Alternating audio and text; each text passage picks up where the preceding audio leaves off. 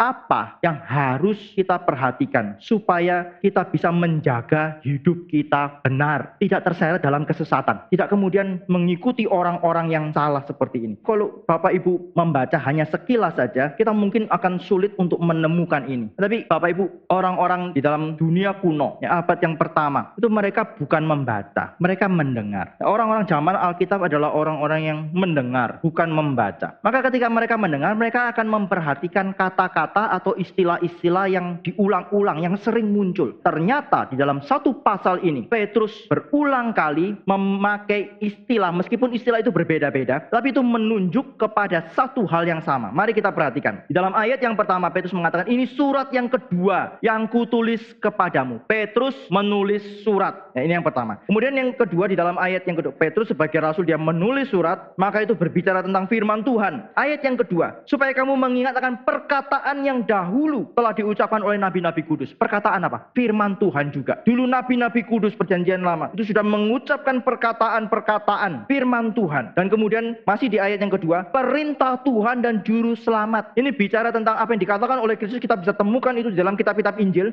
Dan kemudian apa yang disampaikan oleh rasul-rasulmu kepadamu, itu bicara tentang seluruh perjanjian baru. Dan kemudian ayat yang keempat, janji tentang kedatangannya, itu ada baik di dalam perjanjian lama maupun di dalam perjanjian baru. Bicara lagi tentang firman Tuhan. Ayat yang kelima, oleh firman Allah, langit dulu ada, bumi dulu ada. Ayat yang ketujuh, oleh firman itu juga langit dan bumi yang sekarang terpelihara dari api. Dan kemudian kembali lagi bicara tentang janji. Ayat yang ke-11, ayat yang ke-12, ayat yang ke-13 khususnya, sesuai dengan janjinya, itu bicara tentang janji Tuhan, dan janji Tuhan itu ada di dalam firman-Nya. Dan kemudian ayat yang ke-16 bicara tentang surat-surat Paulus yang disamakan dengan kitab suci. Bapak Ibu perhatikan ayat yang ke-16 bagian yang terakhir. Sama seperti yang juga mereka buat dengan tulisan-tulisan yang lain. Nah, tulisan-tulisan yang lain itu seharusnya diterjemahkan kitab suci yang lain. Bukan kitab suci agama lain, tidak. Tapi Petrus di sini sedang berbicara tentang perjanjian lama, scriptures. Memang memakai bentuk jamak, memakai bentuk plural, karena setiap kitab itu adalah kitab suci. Maka Petrus di dalam bagian ini sedang berbicara, Paulus itu menulis surat. Suratnya tidak mudah kamu mengerti. Ya, kamu harus sungguh-sungguh memperhatikannya, sungguh-sungguh mempelajarinya. Orang-orang yang tidak mengerti, orang-orang yang tidak teguh imannya, mereka memutarbalikkan surat-surat Paulus dan hasilnya adalah kebinasaan. Bapak Ibu, kalau surat Paulus adalah surat biasa, surat dari manusia kepada manusia yang lain, maka memutarbalikkan itu tidak akan menghasilkan kebinasaan. Tapi kalau surat Paulus itu adalah firman Tuhan yang diinspirasi, maka orang yang memutarbalikkan firman Tuhan hasilnya pasti kebinasaan. Maka di dalam bagian ini Petrus memberikan satu konfirmasi, tulisan Paulus itu diilhamkan. Tulisan Paulus itu bukan berasal dari dirinya sendiri, itu berasal dari Tuhan. Maka Bapak Ibu lihat, hanya di dalam beberapa ayat, 18